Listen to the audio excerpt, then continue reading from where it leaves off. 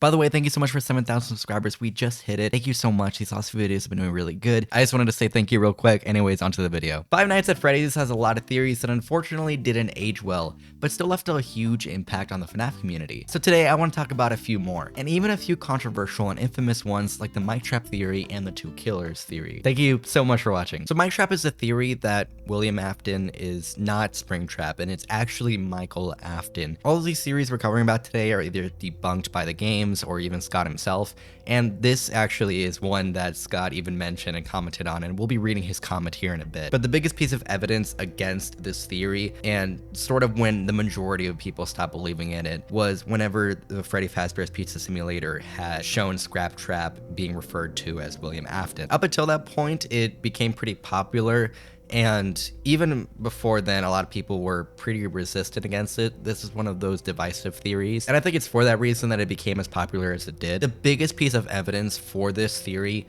came out during Sister Location, when it showed Michael being seen as this purple guy, and up until this point, purple guy in a lot of the minigames was seen as the killer or the person who ended up becoming Springtrap, and a lot of people theorized around this time that it was William Afton, but a lot of people also pointed out other evidence of, oh, it could also be his son, Michael. Interestingly, I think a lot of people still believe this theory, and I think it's mostly down to the weird differences between Scraptrap and Springtrap. There was a lot of discussion behind these two people being different, and a lot of people use that as sort of reasoning for William Afton being Scraptrap actually, and Michael still somehow being Springtrap. I think it's mostly cope, but because the designs are pretty different, it led a lot of people to theorize. I did find this post back in 2018 on someone commenting on Steam saying Scraptrap isn't Springtrap, and I'm just gonna read that post out for you for just an example. Okay, I've heard this from so many people, I'm pretty sure even the game theorist said it. However, I want to just say now that it is utterly obvious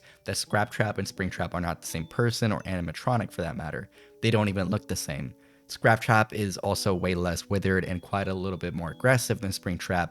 I still completely believe Michael is Springtrap and William is Scraptrap. Talking about Miketrap and that theory, I actually want to read out one of Scott Cawthon's posts made 8 years ago. He commented on this Reddit post of the final, it's funny hearing it saying out loud, but game theory's final FNAF theory.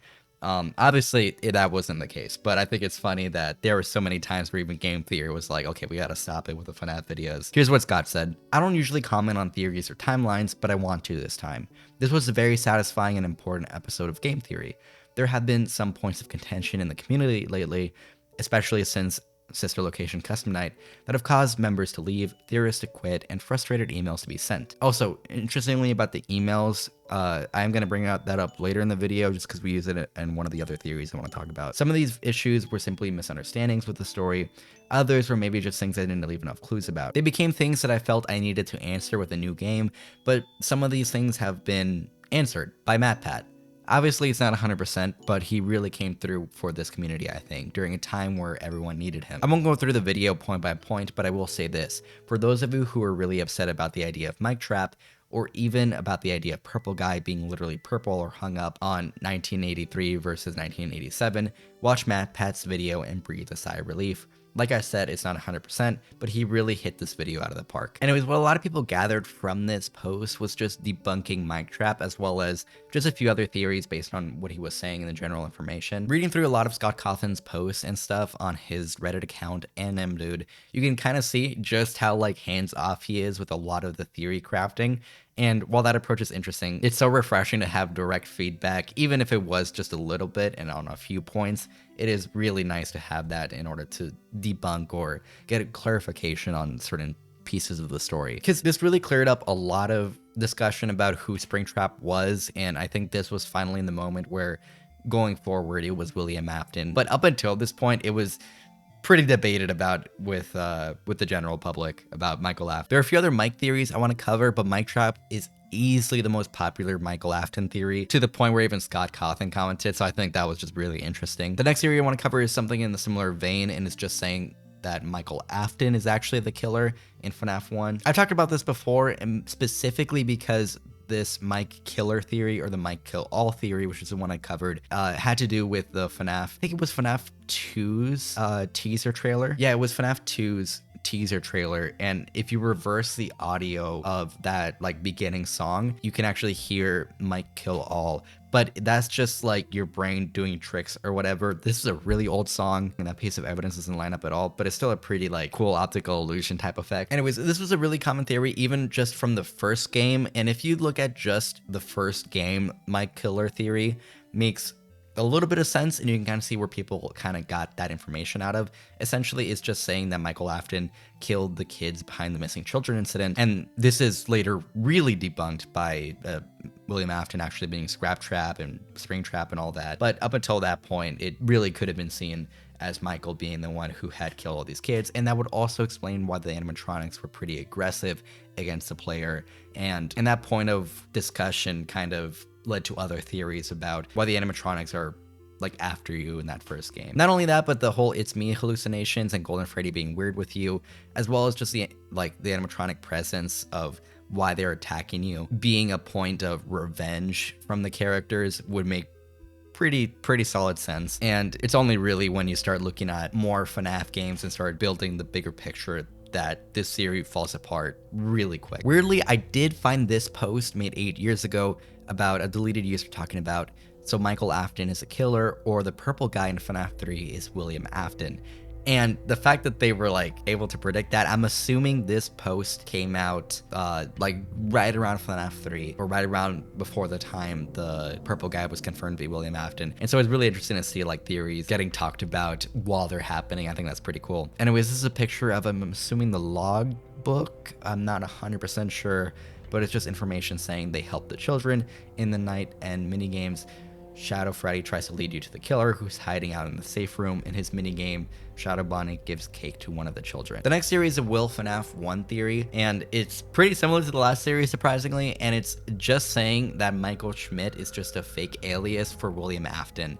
And so it's actually William Afton we're playing as in Five Nights at Freddy's 1, which would explain why he's back there. And this theory isn't exactly like totally debunked, but you can basically debunk it just by Michael Afton's presence in sister location and just the overall setup of the game. Obviously, it's a pretty old theory. This isn't one a lot of people talked about, mostly because you can debunk it pretty quickly, and it hasn't exactly aged the best.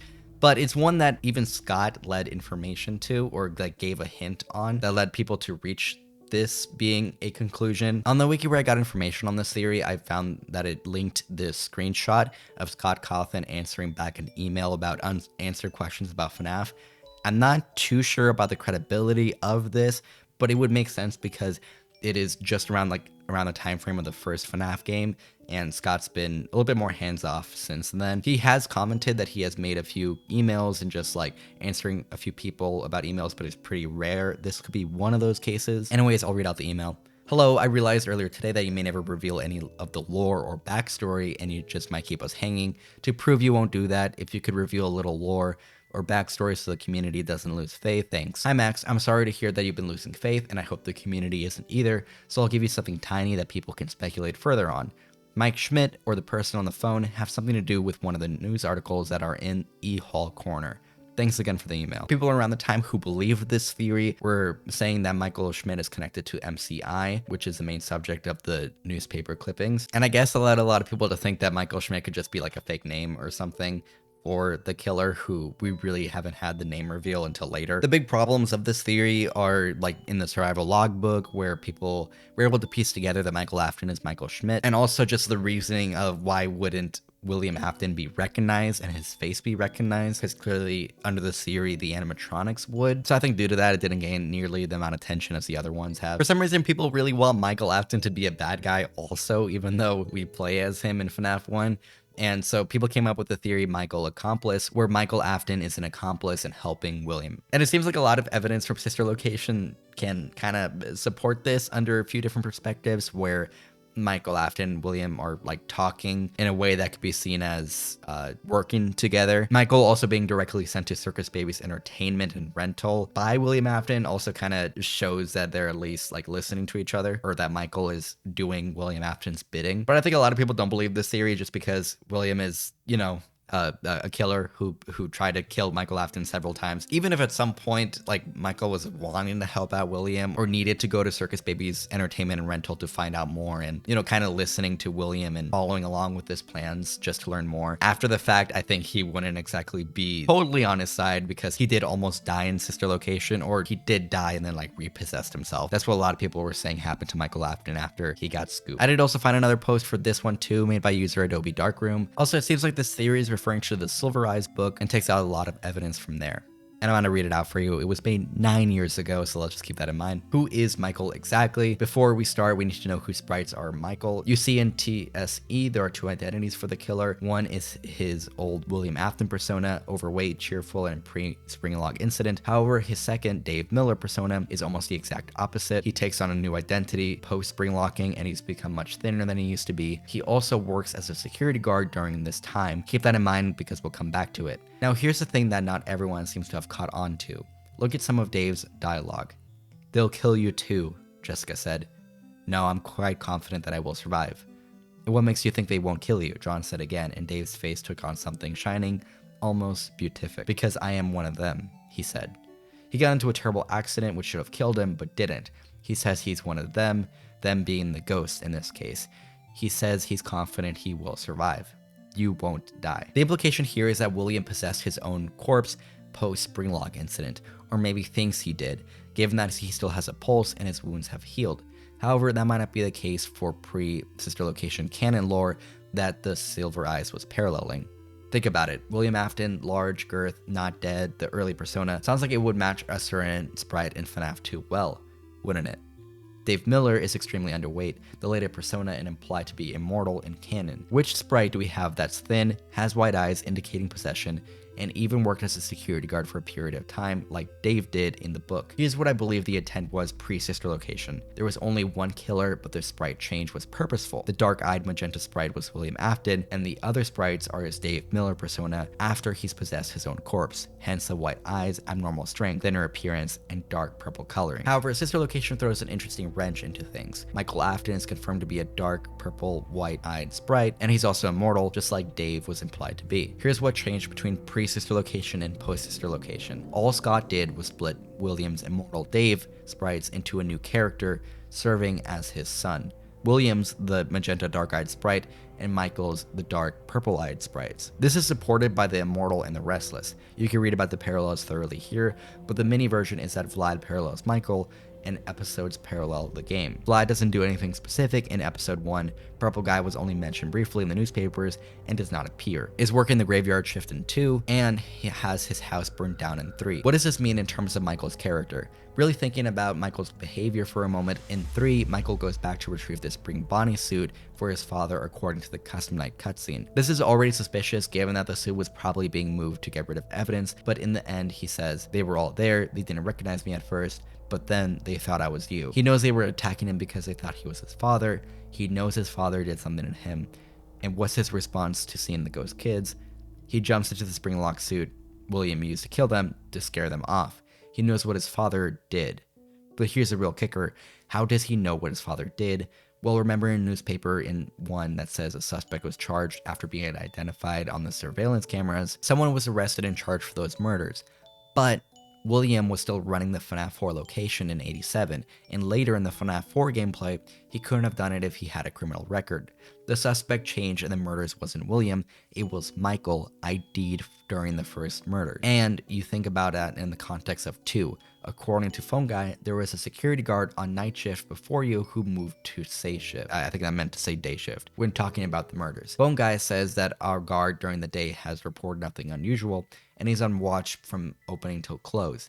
And then after the police investigation, he says this. From what I understand, the building is on lockdown. No one's allowed in or out, especially concerning any previous employees. In the Chase a Puppet minigame, the office where the guard should have been stationed is empty, and there are corpses already littering the ground. The purple guy sprite here is in the building, sure, but unlike William's sprite, we never see him directly kill these kids. And yet, when Freddy tries to save them, the guard tells him he can't. Now think about what we know about Michael. Dave Miller, i.e. William Afton when he's thin and faux immortal, is a night security guard in the Silver Eyes. And according to the Immortal and the Restless, Michael worked the graveyard shift during what should have been FNAF 2, backing up the idea of him being a guard at some point. So if he was working as a security guard in 2, why didn't he stop the child murders? Michael was helping the killer, his father. Working as a night guard, he let his father into the building and showed him where the security cameras were, then took the fall for him when the police started digging around. This is how he knew jumping into the spring Bonnie suit would keep the ghost children away, because he helped his father kill them using it, possibly for every single round of murders. Of course, it's possible Michael felt some remorse helping his father with the murders. He was broken enough by sister location to possess his own corpse. After all, something was seriously wrong with him, something that might have been foreshadowed by the hand unit very early on. Welcome back to another night of intellectual stimulation, pivotal career choices, and self-reflection on past events. That was a pretty long post to read out, but I just wanted to cover it just to show why people were thinking that Michael Afton was an accomplice to the child murders alongside William Afton. MikeUCN, or Michael Custom Night, is just a theory that Michael Afton is who we play as in Ultimate Custom Night, and that the game being personal hell is his hell, his own like little purgatory by the vengeful spirit who he should not have killed. A lot of the reasoning there is just that the animatronics mistaked Michael for William because they look similar. Also, a lot of people seem to think that the bite victim who would have helped or been the vengeful spirit, that's kind of up for debate in a different theory altogether, that the bite victim would want to torture Michael or like put him in some kind of punishment after the fact, sort of as revenge. As you can see, like when I talk about the evidence, this theory is kind of falling apart already. And I think that's one of the reasons that it just didn't hold up a lot of weight. If anything, I think people think that William Afton is the likely contender for who we play as in Ultimate Custom Night, and that being his own personal hell. And that makes a little bit more sense than Michael Afton being who we play as. PhoneFritz is a theory, the really old theory that Fritz Smith is the phone guy. I'll cover the evidence for this because it's pretty short. On FNAF 2 Night 6 call, the phone guy mentions that, quote, "You'll be on day shift, wear your uniform, stay close to the animatronics, and make sure they don't hurt anyone, okay? For now, just make it through the night. When the place eventually opens again, I'll probably take the night shift myself. Okay, good night and good luck," end quote.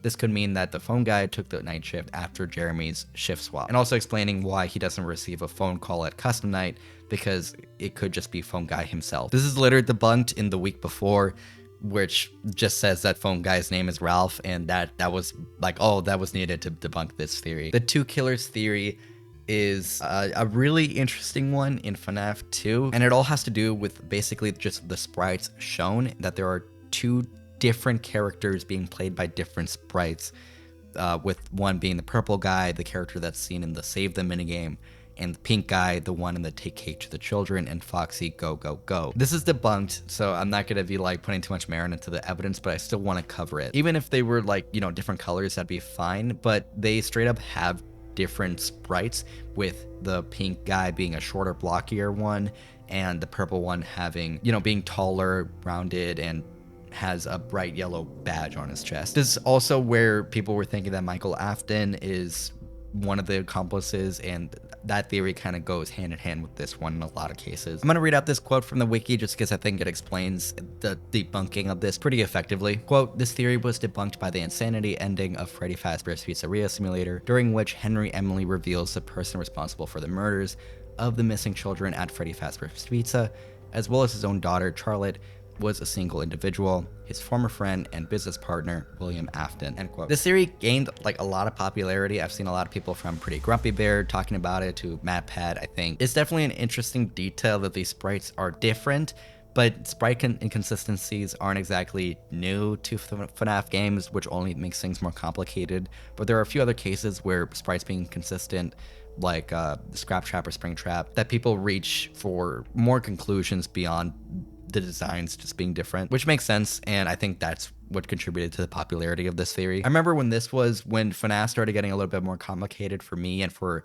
I think a few other people too in the community, because these two killers, like the debate around these being two separate characters, was pretty divisive, and that made it a lot harder to get into FNAF lore and accepting just the inconsistencies. GoldenSuitMCI is just a theory that William Afton wore the golden Freddy suit in order to commit the missing children incident, or the incident behind the first game. This theory was pretty popular, especially early on, mostly because we just didn't even see Spring Trap or knew the Spring Bonnie suit existed. I think at most we had the Shadow Bonnie sprite and design, before FNAF 3, but that was about it. I wonder how much that's its own character and with its own lore, Shadow Bonnie, I mean, and how much of that was just kind of hyping up or being an Easter egg that teases FNAF 3. I like this theory. I think there's a chance that it could have been like the original intention, I guess, in FNAF 1 especially, is just describing a, quote, man dressed in a cartoon mascot leading the children to the back room, and a lot of people pointed out that the only likely contender for that is Golden Freddy and the Golden Freddy suit. Even in FNAF 2, people use this drawing of Golden Freddy as seen in the office, like around the children, as evidence for this theory. I think it's pretty clear though, since FNAF 3, that it's very obvious that William Afton used the Spring Bonnie suit just because that's the one he ended up getting spring locked in. But even though this theory aged bad, I can totally see where people were coming from, especially because there wasn't even a Spring Bonnie suit out yet. So 1 before 2 is just the theory that Five Nights at Freddy's takes place before FNAF 2. And this is a pretty easy one to debunk just because you can see it in the paychecks on the dates, which one came first. The FNAF 2 Night 5 ending shows Jeremy Fitzgerald's paycheck showing the date for November 12, 1987. I think that piece of evidence is also where the reasoning comes from for why Jeremy Fitzgerald's the most likely victim of the bite of 87. I think it's really interesting that the second game is a prequel and makes it just like a little bit confusing for first-time players, but it makes perfect sense in the lore. By the way, I'm linking these theories in the description so you can find them. If you like hearing about these early FNAF theories, you'll definitely enjoy the last video. This video is a part 2, but you don't have to watch them in order. Thank you again so much for watching, and as always, I hope you're a bit less bored.